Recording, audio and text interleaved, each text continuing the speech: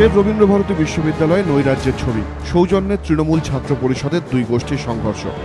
সোমবার বিশ্ববিদ্যালয়ের টিএমসিপি পরিচালিত ছাত্র সংসদের প্রাক্তন পদাধিকারী আলিউর মণ্ডল এবং আশিকুর রহমানের নেতৃত্বে একদল পড়ুয়া এবং বহিরাগত ক্যাম্পাসে ঢুকে ব্যাপক ভাঙচুর চালায় বলে অভিযোগ। তাণ্ডব চলে ইউনিয়ন রুমেও। প্রাক্তনীর নেতৃত্বে চলা এই তাণ্ডবের সামনে রুখে দাঁড়ায় বর্তমান টিএমসিপি নেতৃত্ব। শুরু হয় হাতাহাতি, জখম হন 3 জন টিএমসিপি সদস্য। এমনকি সংঘর্ষ থামাতে গিয়ে আহত হন বিশ্ববিদ্যালয়ের নিরাপত্তা রক্ষীরাও। বেশ কিছু 25-30 জন বহিরাগত, তারা একসময় ছাত্র ছিল বিশ্ববিদ্যালয়ে, তারা জোর করে বিশ্ববিদ্যালয়ে ঢোকে এবং বিশ্ববিদ্যালয়ে ঢোকবার পরে তারা প্রথমে নিরাপত্তা আধিকারিকের ঘরে যায়, তারপরে আমার দপ্তরে এসে তারা ঢোকবার চেষ্টা করে।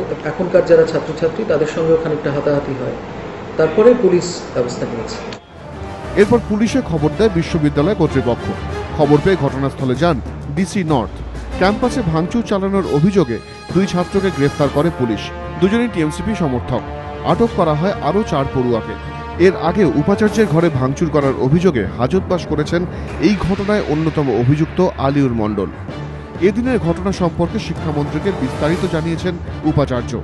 কিন্তু কেন এভাবে বারবার রাজনীতির কষাঘাতে কলঙ্কিত হতে হচ্ছে রবীন্দ্র নামাঙ্কিত এই বিশ্ববিদ্যালয়কে? রাজনৈতিক মহল বলছে, এই বিশ্ববিদ্যালয়ে বরাবরই সক্রিয় তৃণমূলের 2 গোষ্ঠী। এর আগে ছাত্র সংসদ ছিল এক গোষ্ঠীর দখলে, এখন তারা ক্ষমতাচ্যুত। কিন্তু বারবারই জোর করে ক্যাম্পাসে ঢুকতে চায় টিএমসিপির এই গোষ্ঠীর লোকজন। অন্য গোষ্ঠী বর্তমানে যাদের দখলে ছাত্র সংসদ, তারা বাধা দিলে দুপক্ষের মধ্যে সংঘর্ষ বাধে। যদিও গোষ্ঠী কোন্দলের অভিযোগ খারিজ করে দিয়েছে তৃণমূল। তাদের দাবি, যারা ক্যাম্পাসে তাণ্ডব চালিয়েছে তাদের সঙ্গে বর্তমান তৃণমূলের কোনো সম্পর্ক নেই। তবে এই প্রথম নয়, এর আগে একাধিকবার কলঙ্কিত হয়েছে মরকতকুঞ্জ। ক্যাম্পাসে গন্ডগোলে শিক্ষাকর্মীর মৃত্যু হোক, বা মুখ্যমন্ত্রীর ছবির সামনে টিএমসিপি সমর্থকদের উদ্দাম নৃত্য, কিংবা শিক্ষাকর্মীদের বিক্ষোভে ক্যাম্পাস ছাড়া রেজিস্ট্রার, কি ঘটেনি এই ক্যাম্পাসে? কবে মুক্তি পাবে শিক্ষাঙ্গন? কবে শান্তি ফিরবে মরকতকুঞ্জে? প্রশ্ন উদ্বিগ্ন শিক্ষা মহলে। কৃষ্ণেন্দু অধিকারী ও চন্দন সেনগুপ্ত, এবিপি আনন্দ, কলকাতা।